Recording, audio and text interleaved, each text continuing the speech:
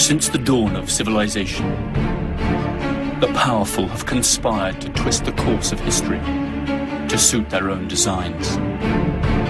Like puppeteers, a few shadowy figures could still be pulling the strings of destiny for billions.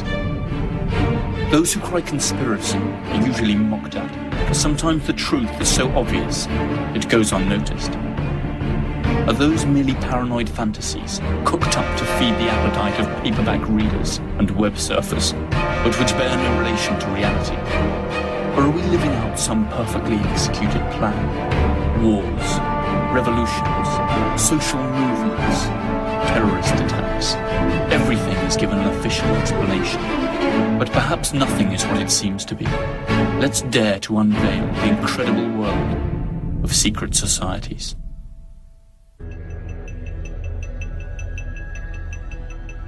Arcane symbols and mythological designs, both inside and outside government buildings, have caused many to wonder if the city somehow represents a hidden agenda.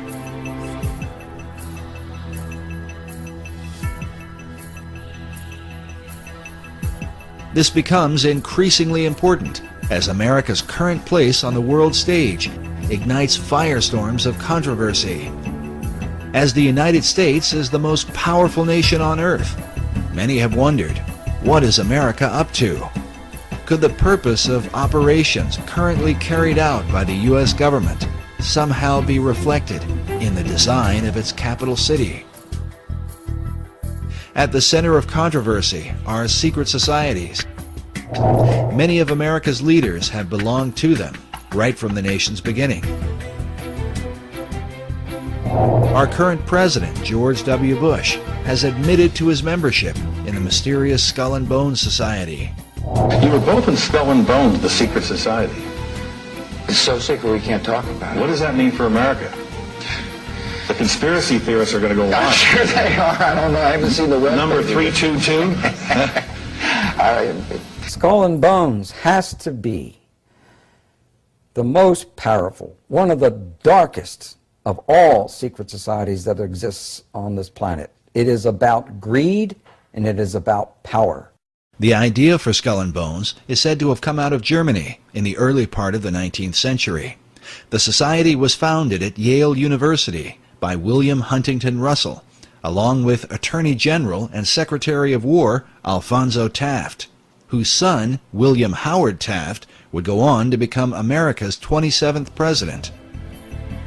Some believe the Society's foundation demonstrates a clear link with what may be the oldest society of all, Freemasonry. The United States of America is the most powerful country in the world, the single remaining superpower that dictates the global agenda. But ironically, the political system of this champion of democracy was built under the guidance of mysterious fraternities and organizations we know little or nothing about. Secret societies have actively participated in the construction of the American governmental system. Freemasonry, to name just one society, left its imprint on the Declaration of Independence, the American Constitution, and on dozens of national symbols, from the Great Seal of the US to the dollar bill. This American passion for secrets, rituals, and exclusive clubs has been particularly strong in its universities, where the fraternity system was developed. The fraternities, or frats as they're most commonly referred to, are student associations with academic and philanthropic goals.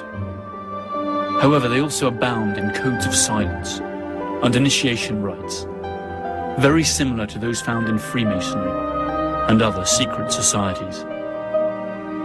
The first ever recorded frats were the Flat Hat Club and the Phi Beta Kappa, both founded at Yale University. Also in Yale, one of the most enigmatic and most notorious fraternities in the world arose, one that has always been favored by the cream of American society. Its name, Skull and Bones. Skull and Bones was founded in 1832. Its original name was the Eulogian Club. Its creator was a merchant named William Huntington Russell, owner of Russell and Company, a transport company which was rumoured to smuggle opium into China during the Opium Wars. The name Skull and Bones probably comes from a curious tradition. During their meetings in the campus chapel at Yale, the society used to hang a skull and 2 crossed shin bones upon the door as a warning that they should not be disturbed. The society was also known as the Order of Death, Cooperation Star, or simply the Order. In 1856, 24 years after its foundation, the Order was granted an important plot of land on the university campus and built its official headquarters there. It is a windowless stone construction that can still be seen today. They call it the Tomb. The tomb has a dark, labyrinth-like layout that spans 3 floors and an attic. It comprises a number of halls and secret cabinets, chambers with mannequins in full armour, candlesticks, old photos, flags and manuscripts, and a sinister collection of bones, supposedly belonging to historical figures, including the skulls of Mexican revolutionary Pancho Villa and the Indian chief Geronimo, and even that of Panamanian dictator General Omar Torrijos.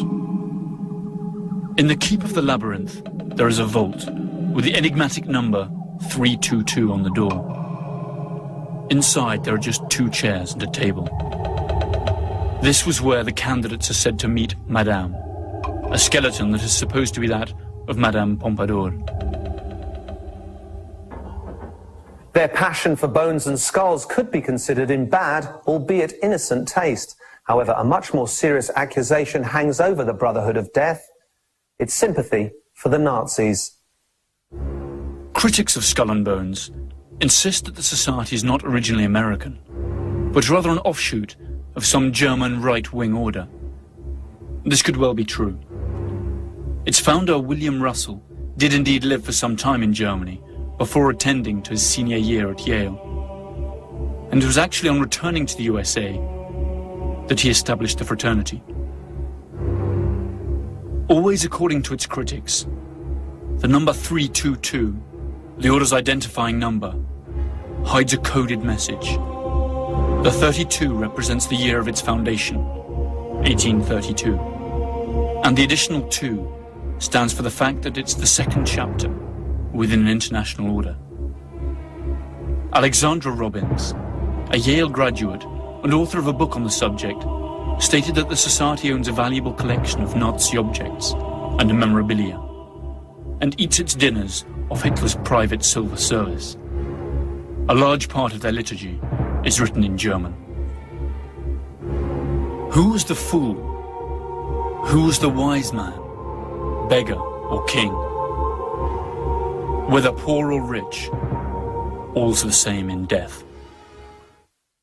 A sizable part of the American military-industrial complex of the early 20th century collaborated with the Nazi regime in Germany, contributing immensely to their rise to power. This historical fact is unknown to most people even today. Also unknown is the strong involvement of Bonesmen in the pre-war German-American relations. But history keeps its own records, and the past always returns to haunt us. In 1930, Prescott Sheldon Bush, father of President George H. and grandfather of President George W., a member of the Skull and Bones class of 1917, and president of the Union Banking Corporation, engaged in a number of profitable business deals with Fritz Thyssen, the German steel tycoon who supplied Hitler's war machine. The UBC was closed by President Truman during the Second World War under the Trading with the Enemy Act. In other words, for doing business with the Nazis. Apart from Prescott Bush, several other directors of the Union Banking Corporation in New York were also 1917 Bonesmen, including E. Roland Harriman and Ellery Sedgwick James. In 1938, Bush, by then executive associate of Brown Brothers Harriman, issued a loan to Hitler's Germany to enable the latter to import American Standard Oil fuel. In 1941, the year the United States entered the war against the Third Reich, Standard Oil, which belonged to Rockefellers, Bonesman themselves, had 6 oil tankers sailing under Panamanian flags and manned by German crews. These vessels carried fuel from their American refineries to the Canary Islands, where their German submarines were being refueled. In the meantime, Allied troops were losing their lives on European battlefields. Investigator Anthony Sutton claims that Skull and Bones is not at all an American society, but a branch of a foreign secret society. According to this expert, it is one of the reasons why secrecy in the Order is so vital. However, the list of its members is a true who's who of American society. Many of these influential personalities are advocates of the American way of life. Skull and Bones membership certainly has its privileges. At least 3 American presidents were or are Bonesmen: George W. Bush, his father George H. Bush, and William Taft. The proposition that this small club of the well-to-do pulls the strings of American power, and through it those of the whole world, by placing its associates in key power positions, is supported by substantial evidence. The elections of 2004 saw the almost impossible come true. Both the Republican candidate George W. Bush and his Democrat rival John F. Kerry were members of Skull and Bones. That's to say, prior to running as representatives of parties that supposedly propound opposite political visions, they had both sworn allegiance to the same mysterious principles. And what's worse, they share secrets that are not known to their own constituents. The million-dollar question for American citizens and the world as a whole is, do Bonesmen put their frat fidelity above that of their civic responsibilities? As the BCCI case clearly shows, the answer is undeniably yes. By the end of the 1980s, the scandal concerning the Bank of Commerce and Credit International was making the headlines. The BCCI was accused of laundering drug money and financing terrorist operations. The scandal tarnished the reputation of the US government, since the bank operated freely in America and was a regular contributor to political campaigns. The administration of Bonesman George H. Bush blocked the investigation, which had in any case been entrusted to a Senate commission chaired by Bonesman John Kerry. The BCCI was absorbed by more respectable banks, and the subject was never revived. Who runs Skull and Bones? Up to what point are Bonesmen able to influence the decisions of fellow members?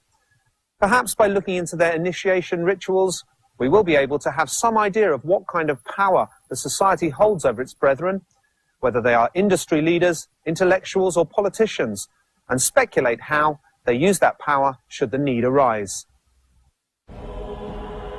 Each year, only 15 students entering their senior year at the University of Yale are admitted. The candidates must have been tapped by those senior classmen of Yale University who make up the current membership. The criterion for selection also includes the candidate's potential to increase the power and prestige of the society. 2 votes against the candidate are enough for him to be rejected. During their initiation, candidates must recount all their sexual exploits. Finally, they are expected to perform various oaths, kiss some feet, and drink blood.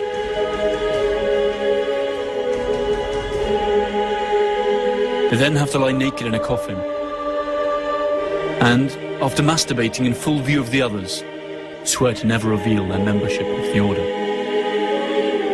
The candidates are then introduced to their future companions, who wear masks for the occasion.